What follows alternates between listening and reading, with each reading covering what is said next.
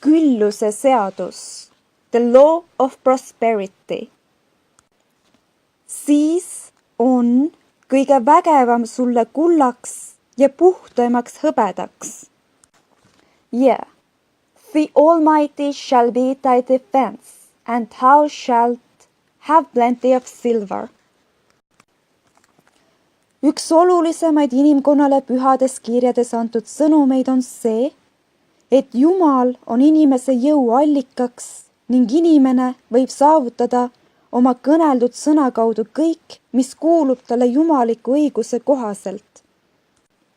One of the greatest messages given to the race through the scriptures is that God is man's supply and that man can release through his spoken word all that belongs to him by divine right. Tal peab siiski olema kindel usk oma kõneldud sõnasse. He must, however, have perfect faith in his spoken word. Jesaja ütles, nõnda on ka minu sõnaga, mis lähtub mu suust. See ei tule tagasi mu juurde tühjalt, vaid teeb, mis on mu meele järgi ja saadab korda, milleks ma selle läkitasin. Jesaja said, My word shall not return unto me void, but shall accomplish that whereunto it is sent. Me teame nüüd, et sõnadel ja mõtteil on tohutu mõjujõud ning inimesed suudavad nende abil taastada oma keha või muuta oma ettevõtmisi. We know now that words and thoughts are a tremendous vibratory force, ever molding man's body and affairs. Minu juurde tuli suures hädas üks naine ja rääkis, et temalt mõistetakse 15. kuupäeval välja $3000. A woman came to me in great distress and said she was to be sued on the 15th of the month for $3000. Tal polnud aimugi, kust ta sellise rahasumma välja võtab ja ta oli meeleheitel. She knew no way of getting the money and was in despair. Ma ütlesin talle, et Jumal on temaga ja täidab kõik ta vajadused oma rikkust mööda. I told her God was her supply and that there is a supply for every demand. Ma olin sõna kuulutanud. Ma kõnelesin, et naine saaks $3000 õigel ajal ja õigel viisil. So I spoke the word. I gave thanks that the woman would receive $3000 at the right time in the right way. Ma ütlesin naisele, et ta peab täielikult uskuma kõneldud sõnasse ja käituma vastavalt. I told her she must have perfect faith and act her perfect faith. 15. kuupäev saabus, kuid raha polnud materialiseerunud. The 15th came, but no money had materialized. Naine helistas mulle ja küsis, kuidas käituda. She called me on the phone and asked what she was to do. Ma vastasin, täna on laupäev, seega täna sinult seda raha välja ei mõisteta. I replied, it is Saturday, so they won't sue you today. Sul tuleb nüüd käituda oma rikkust mööda, näidates välja kindlat usku, et saad raha esmaspäeval. Your part is to act rich, thereby showing perfect faith that you will receive it by Monday. Ta kutsus mind endaga lõunatama, et aitaksin tal julgust ülal hoida. She asked me to lunch with her to keep up her courage. Kui saabusin restorani, ütlesin kohe, meil pole aega kokku hoida. When I joined her at the restaurant, I said, this is no time to economize. Telli rikkalik lõunasöök. Käitu nii, nagu oleks $3000 sul juba taskus. Order an expensive luncheon Act as if you have already received the $3,000. Ja kõike, mida te iganes palves palute uskudes, seda te saate. All things whatsoever ye ask in prayer, believing ye shall receive. Sa pead käituma, nagu oleksid juba saanud. You must act as if you had already received. Järgmisel hommikul helistas ta mulle ja palus veeta päev koos temaga. The next morning she called me on the phone and asked me to stay with her during the day. Ma vastasin eitavalt. Sa oled jumaliku kaitse all ja Jumal ei hiline kunagi. I said, no, you are divinely protected and God is never too late. Õhtul helistas ta jälle, olles suures õhinas ja ütles. Mu kallis, ime on sündinud. Ma istusin elutoas, kui helises uksekell. In the evening she phoned again, greatly excited and said, My dear, a miracle has happened. I was sitting in my room this morning when the doorbell rang. Palusin teenijannat, et ta ei laseks kedagi sisse. Teenijanna vaatas aknast välja ja ütles, see on ju teie nõbu, pika valge habemega. I said to the maid, don't let anyone in. The maid, however, looked out the window and said, It's your cousin with the long white beard.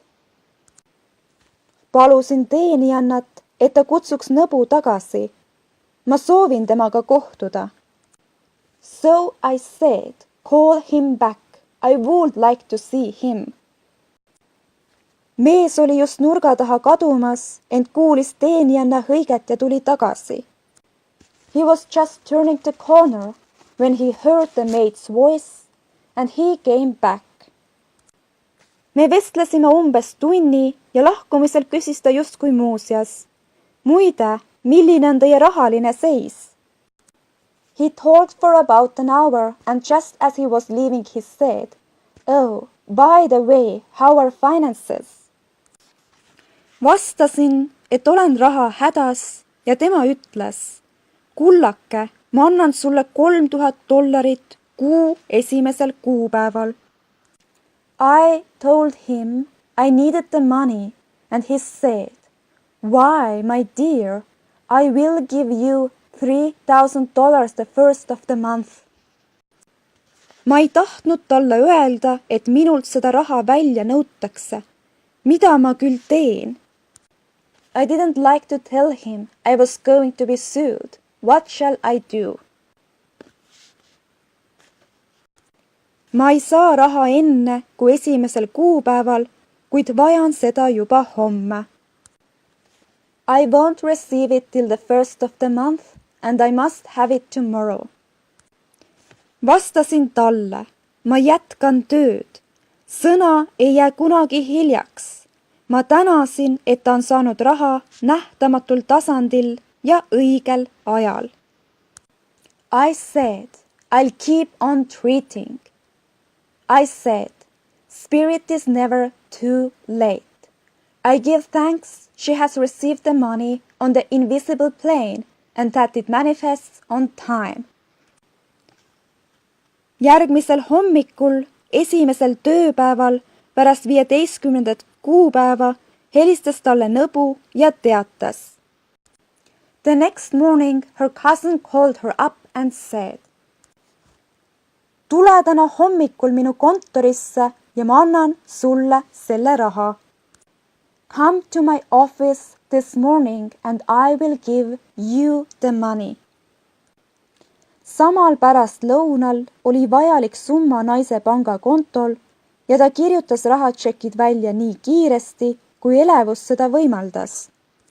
That afternoon, she had $3,000 to her credit in the bank and wrote checks as rapidly as her excitement would permit.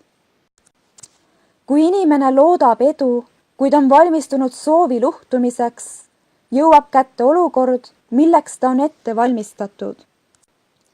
If one asks for success and prepares for failure, he will get the situation he has prepared for. Näiteks saabus kord minu juurde mees, kes palus mul kuulutada sõna, et teatud võlg saaks kustutatud. For example, a man came to me asking me to speak the word that a certain debt would be wiped out. Ta pühendas suure osa meie ajast mõtlemisele sõnadele, mida ta ütleb inimesele, kui ta võlga tasuda ei saa, seeläbi minu sõna neutraliseerides. I found he spent his time planning what he would say to the man when he did not pay his bill, thereby neutralizing my words. Ta oleks pidanud nägema ennast võlga tasumas. He should have seen himself paying the debt.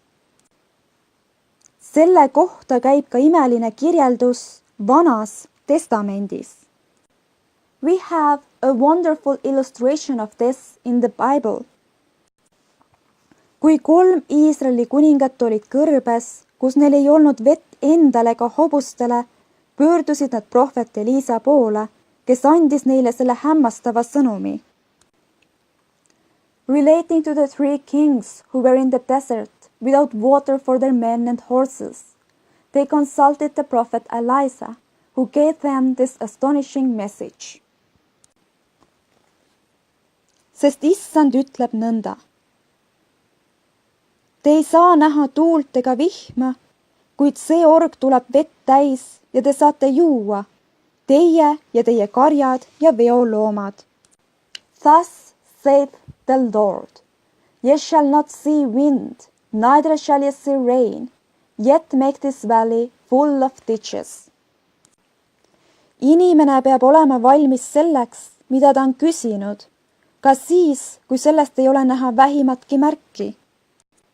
Man must prepare for the thing he has asked for when there isn't the slightest sign of it in sight. Näiteks oli ühel naisel hädasti vaja leida korter New Yorgis aastal, mil korteritest oli linnas suur puudus. For example, a woman found it necessary to look for an apartment during the year when there was a great shortage of apartments in New York. See oli peaaegu võimatu ning sõbrad tundsid talle kaasa ja laususid. It was considered almost an impossibility and her friends were sorry for her and said, kas pole kurb, pead nüüd mööbli kuhugi hoiule andma ja hotelli elama asuma? Isn't it too bad? You'll have to store your furniture and live in a hotel. Tema vastas, mulle pole vaja kaasa tunda, ma olen üliinimene ja saan korteri. She replied, you needn't feel sorry for me. I'm a superwoman and I'll get an apartment. Ta kõneles sõnad, kõik teadja, ava mulle tee õige korteri juurde. She spoke the words, infinite spirit opened the way for the right apartment. Naine teadis, et täidetakse kõik ta vajadused ja materiaalsed tingimused ei saa teda piirata, sest ta tegutseb spirituaalsel tasandil ja et kellega on Jumal, see on enamuses. She knew there was a supply for every demand and that she was unconditioned, working on the spiritual plane and that one with God is a majority. Ta oli peas veeretanud uute mööblikatete ostmise mõtteid, kui kiusatus ehk vastasmõte või mõistuse hääl tema peas soovitas. She had contemplated buying new blankets when the tempter, the adverse thought of reasoning mind suggested. Ära osta uusi mööblikatteid. Võib-olla sa ei saagi korterit ja siis pole nendega midagi peale hakata. Don't buy the blankets. Perhaps after all, you won't get an apartment and you will have no use for them. Tema vastas endamisi kohe. She promptly replied to herself. Ma kaevan oma ojad ja allikad, kui mööblikatted ostan. I'll dig my ditches by buying the blankets. Ta valmistus korteri saamiseks ja käitus, nagu oleks see tal juba olemas. So she prepared for the apartment, acted as though she already had it. Imelisel kombel leidiski ta korteri ja see sai tema omaks, kuigi seda soovis üle 200 inimese. She found one in a miraculous way, and it was given to her, although there were over 200 other applicants. Mööblikatete ostmine näitas tema aktiivset usku. The blankets showed active faith. Pole vaja mainidagi, et 3 kuninga jaoks täitusid ojad ja allikad ülevoolavalt.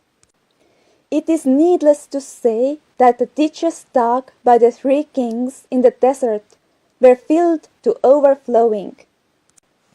Tavalisel inimesel ei ole üldiselt kerge saada spirituaalsele lainele. Getting into the spiritual swing of things is no easy matter for the average person. Alateadvusest voogab vastasmõtteid täis kahtlust ja hirmu. The adverse thoughts of doubt and fear surge from the subconscious. Nad on kui võõrhingede armee, mis tuleb teele saata. They are the army of the aliens, which must be put to flight.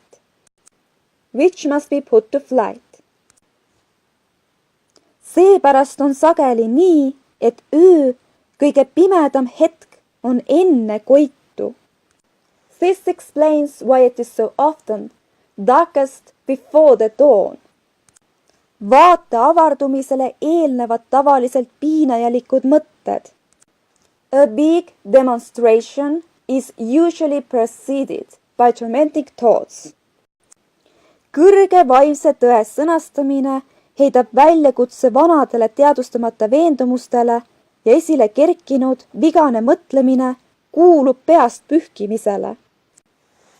Having made a statement of high spiritual truth, one challenges the old beliefs in the subconscious, and error is exposed to be put out. Sellisel hetkel tuleb korrata jaatavaid kinnitussõnu tõe kohta ning rõõmustada ja lausuda tänusõnu, et on juba saadud osaliseks. This is the time when one must make his affirmations of truth repeatedly and rejoice and give thanks that he has already received. Enne, kui nad hüüavad, vastan mina. Before ye call, I shall answer. See tähendab, et iga hea and ja iga täiuslik kink on tulnud ülalt ja ootab, et inimene ta ära tunneks. This means that every good and perfect gift is already man's awaiting his recognition. Inimesele saab osaks vaid see, mille saamist ta ette kujutada suudab. Man can only receive what he sees himself receiving. Iisraeli lastele öeldi, et nad saavad kogu maa, mida nad oma silmaga näha suudavad. The children of Israel were told that they could have all the land they could see. See kehtib igaühe puhul. This is true for every man. Inimese jagu on vaid see maa, mida ta vaimusilmas suudab ette kujutada. He has only the land within his own mental vision. Iga suur töö, iga suur saavutus saab teoks vaid visiooni loomise ja hoidmise toel ja sageli võib just vahetult enne suurt saavutust tabada ilmne ebaõnn ja kaduda julgus. Every great work, every big accomplishment has been brought into manifestation through holding to the vision, and often just before the big achievement comes apparent failure and discouragement. Kui Iisraeli lapsed jõudsid tõotatud maale, kartsid nad algul, sest neil oli öeldud, et maa on täidetud hiiglastega, kelle kõrval nemad näivad rohutirtsudena. The children of Israel, when they reached the promised land, were afraid to go in, for they said it was filled with giants who made them feel like grasshoppers. Me nägime seal hiiglasi, Anaki poegi hiiglaste soost. Me olime iseendi silmis nagu rohutirtsud ja samasugused olime meie ka nende silmis. And here we saw the giants, and we were in our own sight as grasshoppers. Peaaegu iga inimene on seda kogenud. This is almost every man's experience. Kuid inimest, kes tunneb vaimseid seadusi, ei häiri negatiivsed ilmingud ja ta rõõmustab ka siis, kui on ise veel vangistuses. However, the one who knows spiritual law is undisturbed by appearance and rejoices while he is yet in captivity. See tähendab, et ta hoiab kinni oma nägemusest ja lausub tänusõnad, et on lõpetatuseni jõudnud ja osaliseks saanud. That is, he holds to his vision and gives thanks that the end is accomplished he has received. Jeesus Kristus ise on suurepärane näide selle kohta. Jesus Christ gave a wonderful example of this. Ta lausus oma jüngritele. He said to his disciples. Eks te ise ütle, et veel on 4 kuud ja siis tuleb lõikus? Say not yet, there are yet 4 months and then cometh the harvest. Tema selge vaade tungis läbi asjade maailma ja ta nägi selgelt 4-mõõtmelist maailma, asju niisugustena nagu nad on, täiuslike ja lõpetatutena jumalikus mõttes. His clear vision pierced the world of matter and he saw clearly the 4th-dimensional world, things as they really are, perfect and complete in divine mind. Tõstke silmad ja vaadake põlde, need on juba valged lõikuseks. Lift up your eyes and look on the fields, for they are ripe already to harvest. Nii peab inimene hoidma silme ees nägemust oma teekonna, sihtpunktist ja nõudma juba saadu avaldumist. So, man must ever hold the vision of his journey's end and demand the manifestation of that which he has already received. Selleks võib olla täiuslik tervis, armastus, küllus, eneseteostus, kodu või sõbrad. It may be his perfect health, love, supply, self-expression, home or friends. Need on kõik lõpetatud ja täiuslikud mõtted, mis on talletatud jumalikus vaimus, inimese enda üliteaduses ja peavad saabuma tema kaudu, mitte talle. They are all finished and perfect ideas, registered in divine mind, man's own superconscious mind and must come through him, not to him. Näiteks tuli minu juurde üks ettevõtja sooviga, et teda saadaks edu. For example, a man came to me asking for treatments for success. Tal oli kohustus investeerida teatud aja jooksul oma ärisse $50,000.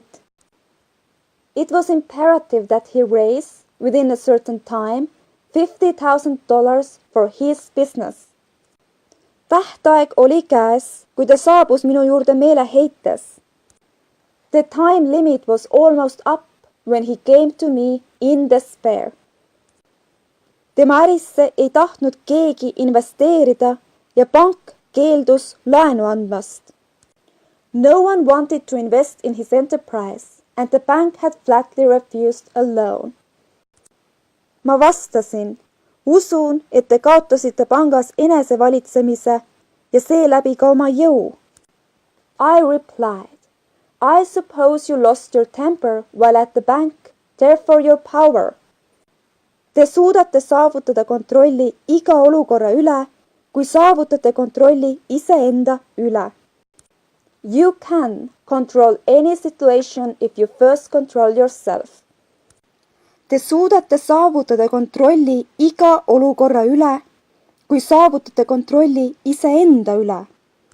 You can control any situation if you first control yourself. Minge tagasi panka ja siis saabub abi. Go back to bank.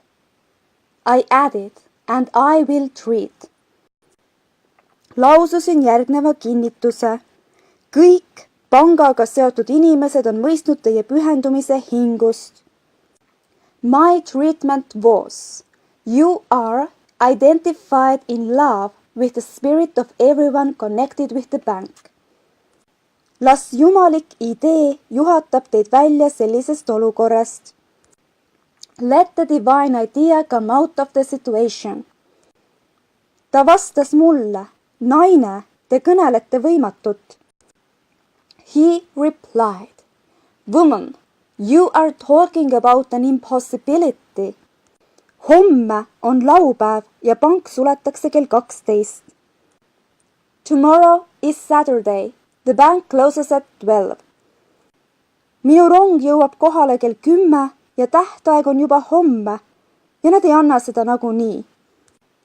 And my train won't get me there until 10 and the time limit is up tomorrow and anyway they won't do it.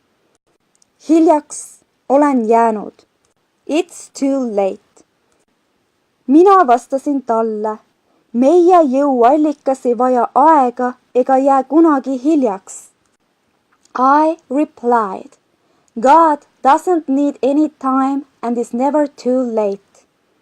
With him all things are possible. Ma lisasin, ma ei tea ärist midagi, kuid Jumalast tean ma kõike. I added, I don't know anything about business, but I know all about God. Mees vastas, kui istun siin ja kuulan teid, tundub kõik hästi olevat. He replied, it all sounds fine when I sit here listening to you. Aga kui siit väljun, siis on kõik õudne. But when I go out, it's terrible. Ta elas kaugel teises linnas ja ma ei kuulnud temast mitu nädalat midagi. Siis saabus kiri. He lived in a distant city and I did not hear from him for a week. Then came a letter. Teil oli õigus. Ma sain raha ega kahtle enam iial tões, mida teie mulle kõnelesite. It read, you were right. I raised the money and will never again doubt the truth of all that you told me. Mõni nädal hiljem kohtasin teda ja küsisin, mis siis sai, kas teil siiski jätkus aega? I saw him a few weeks later and I said, what happened? You evidently had plenty of time after all. Mees vastas, mu rong hilines. Jõudsin kohale 15 minutit enne sulgemist. My train was late and I got there just 15 minutes to 12. Jalutasin panka sisse ja teatasin vaikselt. I walked into the bank quietly and said, ma tulin laenu paluma ja see anti mulle ilma küsimusi esitamata. I have come for the loan and they gave it to me without the question.